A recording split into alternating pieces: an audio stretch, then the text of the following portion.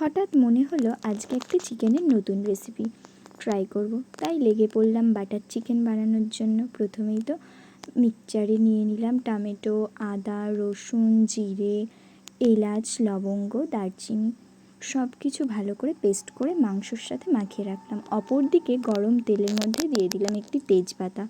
তারপরেই একটি বাটার নিয়ে এসেছিলাম, বাটারটা সম্পূর্ণটাই তেলের সঙ্গে দিয়ে দিলাম।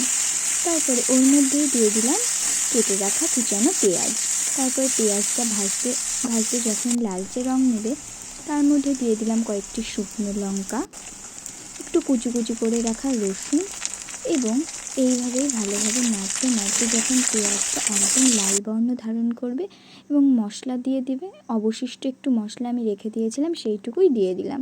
তারপর ভালো করে নেড়ে চেড়ে ওর মধ্যে থাকা একটুখানি টমেটো এবং কাঁচা লঙ্কা দিয়ে দিলাম।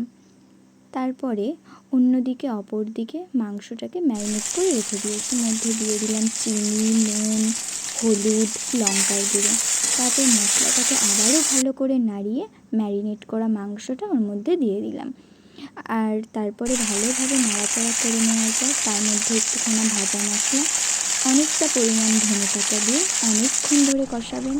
আর মাংসতে আমার মনে হয় আলু ছাড়া ইনকমপ্লিট, তাই আমি যত যাই বানাই না কেন তার মধ্যে আলু দিই। সাথে ঘরে বিরিয়ানি মশলা, মিট মশলা সবই দিয়েছিলাম। আর খেতে কিন্তু দুর্দান্ত হয়েছিল। সাথে একটি বাটার ফ্লেভারও ছিল।